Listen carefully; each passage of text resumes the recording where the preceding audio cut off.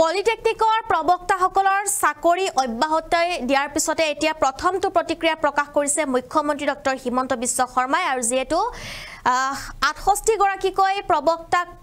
অব্যাহতি দিয়া হৈছিল আৰু ইতিমধ্যে প্ৰবক্তাসকলে প্ৰতিবাদ সাব্যস্ত কৰিছিল তেওঁলোকে গুৱাহাটীৰ চচলত তীব্ৰ প্ৰতিবাদ সাব্যস্ত কৰিছিল লগতে তেওঁলোকৰ যি চাকৰি নিয়মীয়াকৰণৰ দাবীত তেওঁলোকে প্ৰতিবাদ সাব্যস্ত কৰিছিল কিন্তু ইয়াৰ মাজতে অব্যাহতি দিয়া হৈছিল 68 গৰাকীকৈ প্ৰবক্তাক আৰু ইয়াৰ পিছতে মুখ্যমন্ত্ৰী গৰাকীয়ে কৰিছে ডাঙৰ মন্তব্য কি কৈছে মুখ্যমন্ত্ৰী গৰাকীয়ে শুনাবলৈ চেষ্টা কৰিম কিন্তু তাৰ আগতে জনাইলো এই খবৰ আৰু পলিটেকনিকৰ প্ৰবক্তাসকলক অব্যাহতি দিয়াৰ পিছতে মুখ্যমন্ত্ৰীৰ মন্তব্য কন্ট্ৰেকচুৱেলৰ শিক্ষকক নিয়মীয়া কৰিব নোৱাৰে চৰকাৰে এয়া কোনো নিয়ম নাই ন্যায়ালয়ৰ সিদ্ধান্তৰ মতে চৰকাৰে লৈছে এই ব্যৱস্থা ন্যায়ালয়ৰ সিদ্ধান্ত মতে চৰকাৰে লৈছে এই ব্যৱস্থা 2017 চনত 370 জন প্ৰবক্তাক নিযুক্তি প্ৰদান কৰা হৈছিল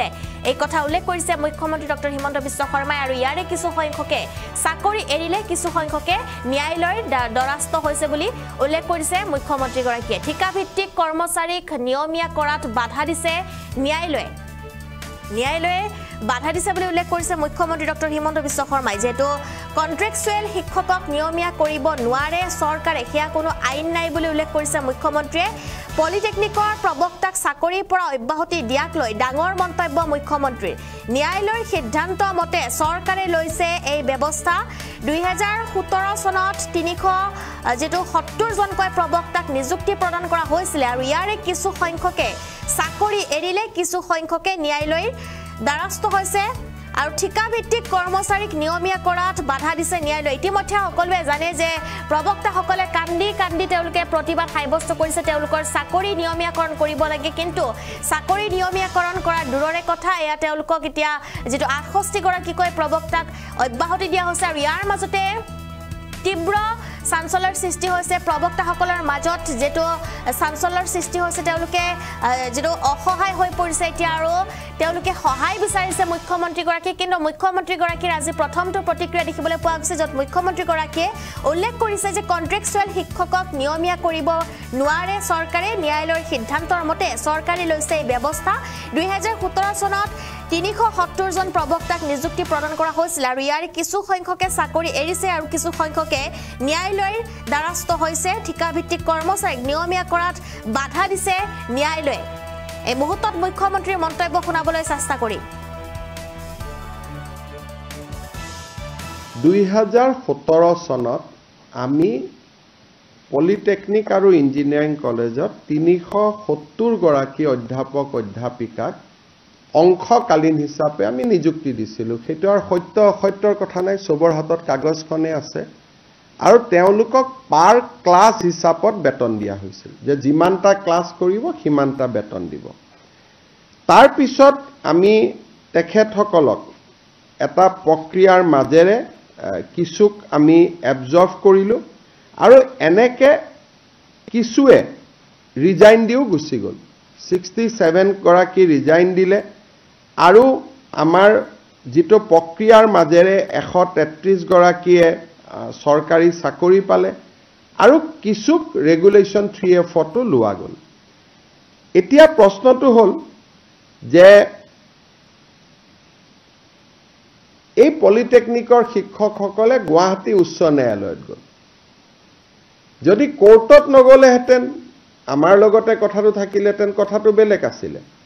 কোৰ্টত তেওঁলোকে গল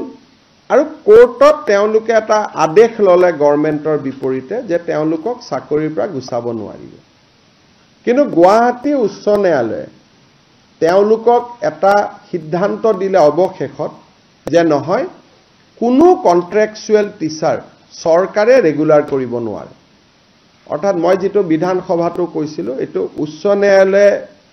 এটা গুৰুত্বপূৰ্ণ জাজমেন্ট দি কলে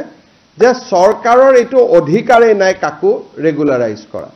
গতিকে তেওঁলোকৰ জাগাত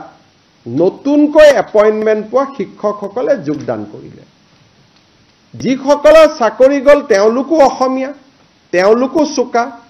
আৰু যিসকলে তাৰ জাগাত চাকৰি থুমালে তেওঁলোকো অসমীয়া তেওঁলোকো চুকা এতিয়া যদি এখেতসকলক মই চাকৰি দিব লাগে যোগদান কৰাখিনিকো আকৌ উলিয়াব লাগিব তেতিয়া তেওঁলোকে আন্দোলন কৰিব এতিয়া মই এই গোটেই ঘটনাটো চাই পেলাই তিনিটা ব্যৱস্থা দেখিছোঁ যে আমাৰ হাজো, টিংখং আৰু মাজুলীত 3খন পলিটেকনিক হ'ব গৈ আছে।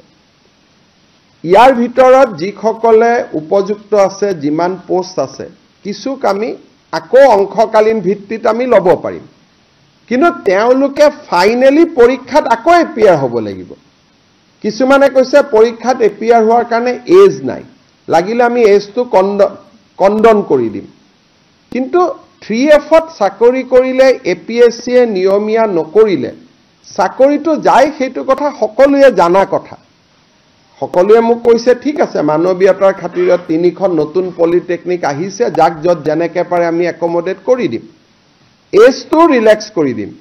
কিন্তু তেওঁলোকে পঢ়া শুনা কৰি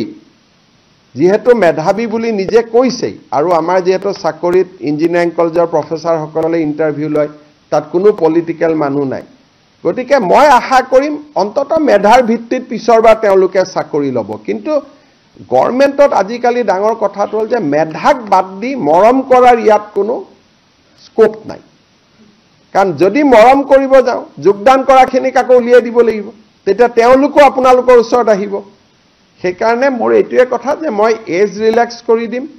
নতুন 3খন পলিটেকনিকক এওঁলোকক যাতে অন্ততঃ লগে লগে চাকৰিটো নাযায়, কাম কৰি থকাৰ সুবিধাও কৰি দিম, কিন্তু সকলোকে পাৰোঁ নে নোৱাৰোঁ মই নাজানো, মই চেক কৰি লওঁ, কিন্তু ফাইনেলি তেওঁলোকে পৰীক্ষা দিবই লাগিব, পৰীক্ষা নিদিয়াকৈ চাকৰি নহ'ব। এই কথাখিনি মই ভাবোঁ যে চাকৰি এটা গ'লে মনটো বেয়া লাগে, অলপ দুখো কৰে, কিন্তু পোৱা কেইজনো জেনুইনে যোনে চাকৰি পাইছে, তেওঁলোকৰ জেগাত কোনো ৰাজস্থান মহাৰাষ্ট্ৰৰ পৰা কোনো অহা নাই, অসমৰ ডেকা ল'ৰা ছোৱালীয়ে চাকৰি পাইছে।